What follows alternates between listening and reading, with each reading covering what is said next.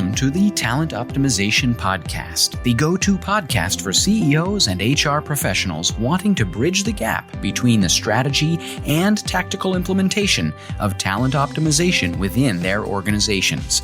Through interviews, predictive index, and personal experience, your host, Tracy Shirk, helps you discover the facets of talent optimization from both a CEO and HR perspective to truly create the dream team for your organization. Are you ready? Let's get started.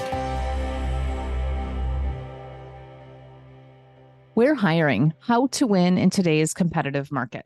Welcome. My name is Tracy Austin, and I'm the Chief Talent Officer here at Elevated Talent Consulting. And we are so thrilled to announce that we will be shifting how we do our podcasts. And so there's so many good things that are coming up, and we're going to share the new podcast name and how we will be structuring that in the next couple of weeks. So please stay tuned for that. And in the meantime, I am asked to speak at conferences across the country, and we have several coming up. September and October seem to be speaking season as it is. And so what I will be doing for the next 3 weeks is sharing a little bit about the topics that I speak about on stage and sharing some of those insights with you, our podcast listeners. So we are speaking in October 3rd at the Roll to Roll Converters Conference in Milwaukee. And this is a conversation with our manufacturing sector, which is a large portion of who we serve. So what we're specifically digging into within this specific conference is, look, how do we hire in a way that allows us to bring in the best quality candidates? And how do we ensure that we keep them over the long term? So what we will be talking about in this podcast is really 3 key points to this. One is understanding the job role. The second is hiring the whole person. And the third is offering them a career and not just a job. Here's the deal. We fail over and over and over at hiring, especially within the first 90 days. Yet, we can definitely turn this around. And there's some great ways to do that. As you've heard me talk about on this show previously, along with several of the guests that have joined us, we're huge proponents of predictive index and the fact that there is a 58% increased predictability in having, a great hire by utilizing both the behavioral assessments and the job assessments as matched specifically to the job role that we are hiring for. That's significant, a 58%, prediction that this will be a great hire. I don't know about you, but that for me it's saving me time, it's saving me resources, it's saving me training, it's saving me frustration. And as the recruiter or HR person, it's allowing me to have better relationships with my hiring managers. Yes, please. So let's just chat a little bit about that. And here's the deal. Not every leader in an organization is on the same page for what is actually happening in a job. And I spend the majority of my time working with leaders and organizations calibrating job roles. And what I mean by that is we're doing an assessment on the job saying, what exactly does this job need, right? What does this job need from the behavioral traits? And what does this job need from a cognitive perspective? Meaning, hey, what does this individual need to be doing? How are they thinking? What are they managing? What are they negotiating? What are those reasoning abilities that are there? And what we know is that the more cognitive load that is there, if they don't have that cognitive ability, they're likely to fail in that job at over 40%. So we want to understand, what does the job need from a cognitive ability? And does this individual have the ability to do that? And so that's one thing that we're looking at when we're understanding a job role. The other thing we're looking at when we say, hey, let me understand what this job role is, what exactly does this individual need to be doing as far as their behaviors? Do they need to be super detail oriented? Do they need to lead independently, or do they need to lead through the team? Do they need to be very process oriented? And if they're very process oriented, guess what? that means that they need to be in a role that is not going to be changing significantly day in and day out. Otherwise, it can definitely create some concerns. And we're going to see behaviors show up that don't bode well for that role. And guess what? We will set our people up to fail if we don't do this right. Meaning, if we hire somebody in to a role that is very process oriented, they need to do item A, then item B, then item C, then item D, and they're hired into a role where they need to be moving around really quickly. They need to be making quick decisions. They don't have a lot of time where they can just focus and do work for a long period of time. We're setting them up to fail. And that creates a situation which increases turnover, but also it's not good for that employee or the team around them that is helping to support them.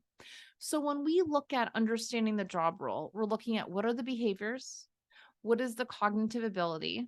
And then the third thing that we look at, and sometimes it's the first, is we're really looking to say, hey, who are all of the people that have an impact and have leadership authority over this role, so that we can ensure that we're all aligned on the same page for what this job is actually doing in terms of both job responsibilities and what's needed within that. Because otherwise, individuals feel like they're an octopus being pulled in 8 different directions, and it's never good for them, nor is it ever good for the organization.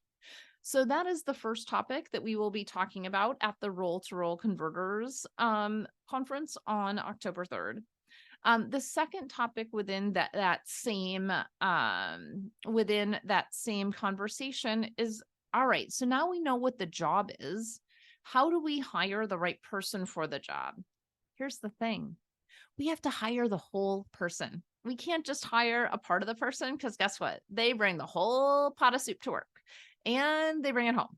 As much as we would like to say, hey, work is work and home is home, it isn't always that black and white.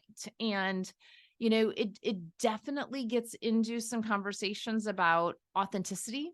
It gets into conversations about what is the culture of the organization and what are the personal values of the individual. So when we say bring your whole self to work, and we say hire the whole person, we're really looking at 3 key areas. And of course, there's a fourth one that I always throw in. But those 3 key areas are: what is the head, which is the behavioral and the cognitive traits? What is the heart, which is what is the culture as aligned to the individual's core values? And then what is the knowledge, skills, and abilities that the individual has coming into the role? And so every role, typically will say, yep, we need this level of experience. We need this level of education or certifications, and all of those are on the job description, right? The distinction and really what sets organizations apart to win the war on talent comes into, are we being really clear up front on what the culture of our organization is? Do we have an employee value proposition that really says all the things about why we're a great place to work? And the thing that I love about an employee value proposition, it also weeds out the people that would not do well in your organization. And that is so often more important than the individuals that could be a great fit, right? Because when we can weed it out, we are going to get, guess what? A smaller applicant pool. And do you want to know why that's a great thing? Because they're more qualified. When we can bring in more qualified applicants, that allows us to really serve the organization and to serve the individuals by ensuring we're only bringing folks in that would really like us. And that's a win. And then, of course, we have the behavioral traits and the cognitive traits, which we just talked about when we talked about understanding the job role. So with that being said, when we understand the job role, now we can say, hey, let's match the right person to this specific job role so that we can look at who they are, their values, and very specifically the knowledge, skills, and abilities that this specific job needs.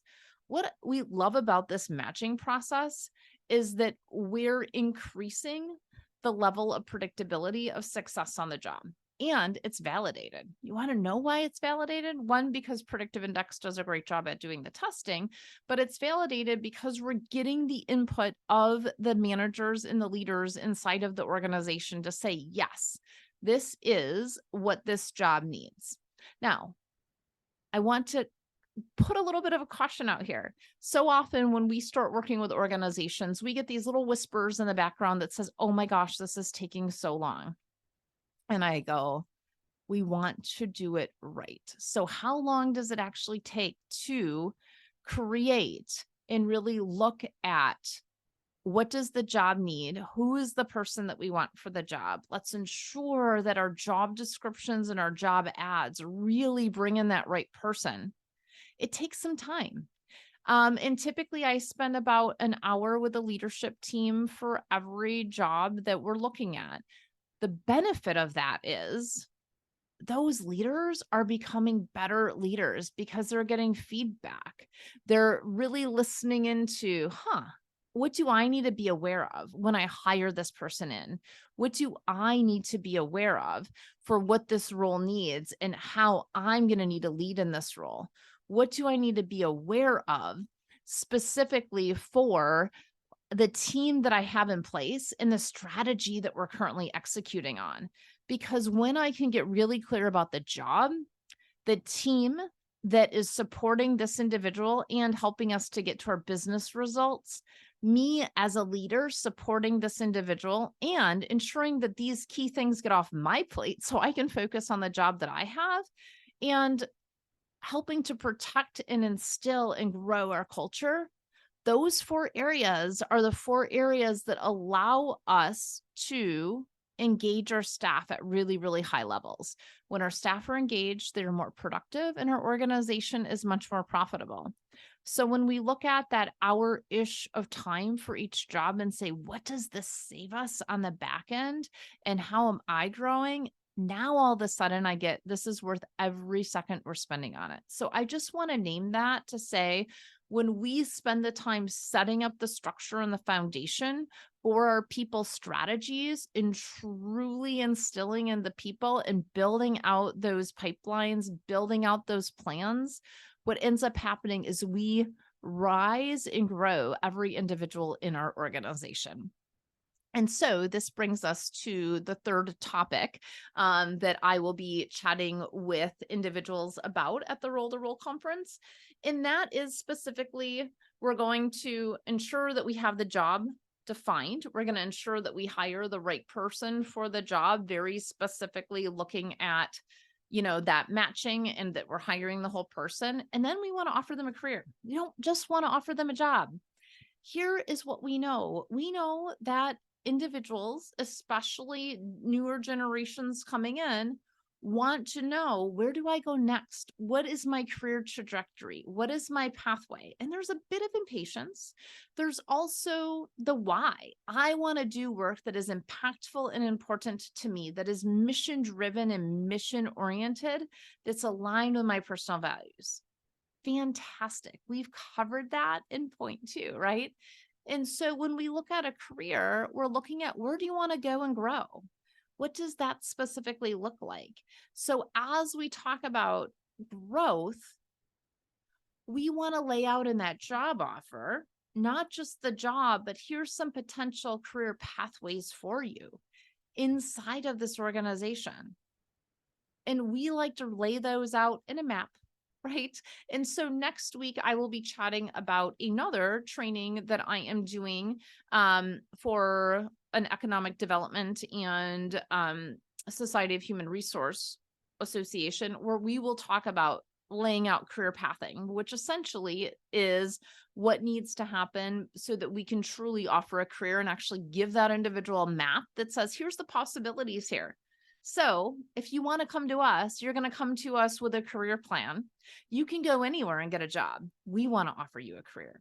So that's one key way to win in today's job market. So with that, I just want to thank you so much for being with us again this week on the Talent Optimization Podcast. And I hope you have a fantastic week, and join us next week as we talk about building your career pathways inside of your organization. Have a great week.